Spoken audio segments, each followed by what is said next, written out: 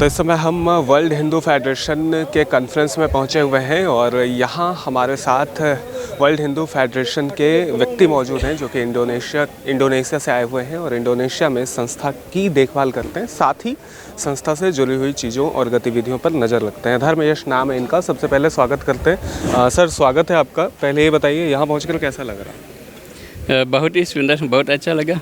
बहुत लोगों से मिले, अच्छे लोग, सब इंस्पिरेशन देने वाले लोग हैं। अच्छा लगा। Okay sir, I have a question. What is the current status of Hindus in Indonesia? It's yeah, good. Good. Yes, but young children now they are learning their Hinduism more, and they are in all kind of progress. They are reciting mantras, reading all holy books, organizing Hindu festival. They are in the good progress in Indonesia. तो अभी हम WHF के organisation में बैठे हुए हैं। यहाँ जो कॉन्फ्रेंस हो रहा है, यहाँ लोग हैं और अलग अलग देशों के प्रतिनिधि हैं जो कि अपनी बातें रख रहे हैं और बता रहे हैं कि वर्ल्ड हिंदू फेडरेशन जो है वो क्या काम कर रहा है और ये किस स्तर से आगे बढ़ना चाहता है। अभी हमने आपको दिखाया, मलेशिया के लोगों से बातें की हमने, इसके अलावा बाली इंडोनेशिया से जो लोग थे उनसे बातें की। अब बारी है नेपाल वाले की। तो नेपाल के लोग हैं हमारे साथ जो यहाँ प्रतिनिधित्व कर रहे हैं इस ऑर्गेनाइजेशन में, इस कॉन्फ्रेंस में। नेपाल का बातें करते हैं। नेपाल में क्या स्थिति है हिंदुओं की? एक शब्द में किया जाए तो जर्जर का स्थिति है। क्यों? क्योंकि नेपाल में कोई हिंदू पार्टी है नहीं, और जो हिंदू पार्टी हैं वो अपने स्वार्थ में पूरा डूबे हुए हैं। कोई हिंदुत्व का एक्टिविटीज़ नहीं है। क्यों नहीं है? नेपाल में यदि हिंदू का मंदिर तोड़ा जाता है तो हिंदू संगठन बोलते हैं, जिसमें से नेपाल विश्व हिंदू महासंघ यानी कि वर्ल्ड हिंदू फेडरेशन जोड़ तोड़ से बोलती है और विज्ञप्ति भी निकालती है और सरकार को सड़क से चेतावनी भी देती है। लेकिन जो पार्टी हिंदुत्व की वकालत करती है वो केवल सत्ता में लिप्त है।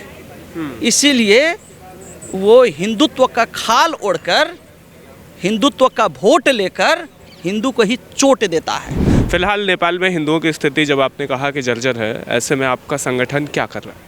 हम लोग का संगठन युद्ध स्तर पर काम कर रहा है। युद्ध स्तर पर काम कर रहा है। मेची से लेकर महाकाली तक हम लोग काम कर रहे हैं। लेकिन मुस्लिम कंट्री इतना ज़्यादा पैसा देता है, क्रिश्चियन इतना ज़्यादा पैसा देता है कि नेपाल के दलित, जनजाति, आदिवासी लोग उसी में विलय हो जाते हैं। और विश्व में एक मात्र भारत एक हिंदू सरकार कहते हैं, ठीक, हिंदू राष्ट्र के लिए कोई यहाँ का नेता नहीं बोलता है। क्यों नहीं बोलता है? कारण क्या है? हम उनसे पूछना चाहते हैं आपके मीडिया के मार्फत से। दूसरी बात है, नेपाल के राष्ट्रीयता कमज़ोर, नेपाल की हिंदुत्व कमज़ोर, यानी कि आपका विश्व का सारा हिंदुत्व का स्थिति, परिस्थिति सब कमज़ोर है। आपके मीडिया के मार्फत हम भारत सरकार और जितने भी एंटी हिंदू हैं उनको हम ये मैसेज देना चाहते हैं।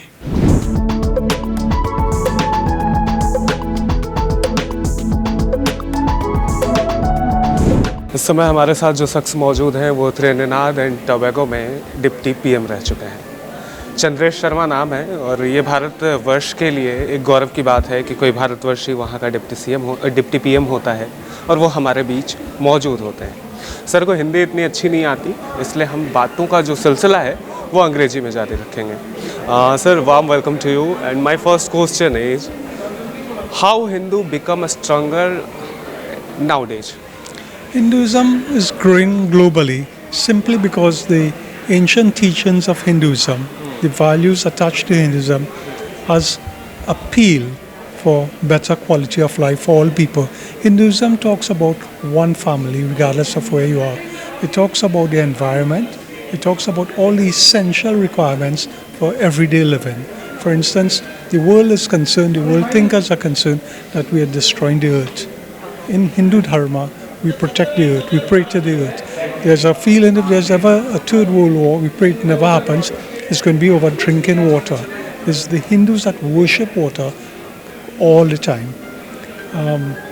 The concern too is that if the bee population, which has been significantly reduced because of chemicals and so, if that happens, then human life will be affected. But we offer flowers daily in our pujas. It means to say, if we offer flowers, we plant flowers. So that's contributing to it. The other big concern in the world is the quality of family life. More and more families are becoming separated for various reasons. Child prostitution, human trafficking, street dwellers, etc. Hinduism talks about one family, one earth, one planet. So we subscribe to the teaching that we must be each other's family, and by that it means caretaker, caregiver, and that's essential. More than that too, Hinduism, as we all know, talks about non-violence. Non-violence is not just the physical non-violence, it's also mental. The concern in many countries of the world is how we treat women. In Hindu Dharma, women are gods, Devi Mata, and as a result, we are obligated to love and to respect our women. And it is felt, many writers have said, where the women are worshipped, where the women are loved and respected, the gods are happy. तो हर देश के प्रतिनिधियों से हम बात कर रहे हैं जो इस सम्मेलन में आए हुए हैं, और बात करते हुए जानने की कोशिश करते हैं कि उनके देश में हिंदुओं की दशा क्या है, उनके देश की दशा क्या है। अभी हमारे साथ श्रीलंका के लोग मौजूद हैं, तो इनसे जानने की कोशिश करेंगे। लेकिन श्रीलंका नाम सुन के अभी हाल फिलहाल में बहुत सारी चीज़ें मेरे माइंड में आ रही है, और माइंड में ये आ रही है कि श्रीलंका की जो अभी स्थिति ख़राब हो गई थी, क्या उसमें कुछ सुधार हुआ है? वो सब कुछ अच्छा चल रहा है आजकल, उसके बारे थोड़ा आगे बढ़ते रह रहे हैं। हाँ, अब चीज़ें धीरे धीरे ठीक हो रही हैं। हाँ, ठीक हो रहे हैं। ठीक है। श्रीलंका में कहा जाता है कि हिंदू जो हैं उन्हें सही तरीके से नहीं रखा जाता, मतलब उनकी जो स्थिति है वो ख़राब है। हाँ, हमारे मंदिरों से जो पुरान मंदिर है रामायण काल से, और रावण का मंदिर था त्रिकोणेश्वरम, और जफना में और नॉर्दर्न एरिया में जो त्रिकेदीश्वरम, ऐसा बहुत जो राघु और केतु वर्शिप किया। और पुरान काल का वो तमिलनाडु से 3 सेंचुरी में भी तेवारम जो शिव बाबा के बारे इधर रामेश्वरम बॉर्डर से उनके बारे सेक्रेट सॉन्ग बताए थे। सो वो मंदिर सभी मिशनरी के काम से बहुत कन्वर्ट हो रहे हैं, और उनके गप्सा में जा रही है। तुर्केश्वरम टेम्पल इतना पुराना टेम्पल है, आजकल थोड़ा हमारे भारतीय एम्बेसी के द्वारा पुनरार्पण करके अभी पिछले जून महीने में आरंभ किया है। फिर भी वो टेम्पल का पूरा प्रॉपर्टी होता है ना, केतु वगैरह वो सब है, वो मिशनरी का गप्सा में है। हमको फ्रीडम से स्वतंत्रता से उस मंदिर नहीं मिल रहे हैं। जो पहले कैसा था, इतना फ्री से जाके उधर वर्शिप करना, हमारे धर्म को लिए सब कुछ काम करना, आज नहीं हो रही है। इसका मतलब हमारा धर्म का स्थान फ्री में नहीं है उधर। और त्रिकोणेश्वरम में भी ऐसे हो रहे हैं, जो रावण का मंदिर है पूजा कर रहे थे, उधर 8 हॉट स्प्रिंग है, उसको उसे में भी कुछ गप्सा हो रहे हैं। दूसरा मंदिर वो बुद्धिस्ट जो स्वामी लोग जाके वो डॉक्यूमेंट पूछ रहे हैं, और एक माता जी उसे बहुत ध्यान से रख रहे हैं। और त्रिकोणेश्वर हॉट स्प्रिंग और ये दोनों मंदिर में भी अभी प्रॉब्लम हुई थी लास्ट महीने, हमारे यहाँ से भी कुछ काम करके ही उसे बचा लिया।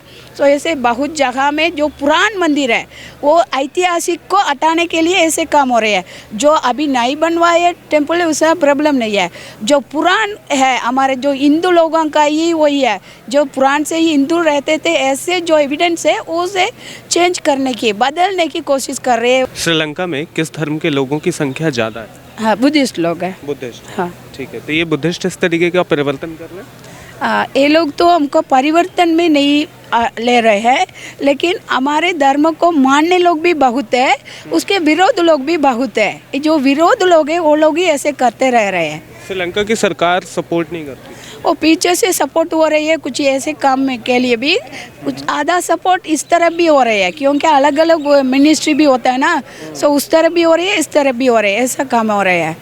कुछ लोग मंदिर में आके वो लोग पूजा करते हैं, इसके लिए भी दान देते हैं ऐसे भी, लेकिन इनडायरेक्टली कुछ ऐसे भी काम हो रहे हैं हमारे धर्म का स्थान को कब्जा करने के लिए भी। सो इनडायरेक्टली मेन काम वही हो रहे हैं।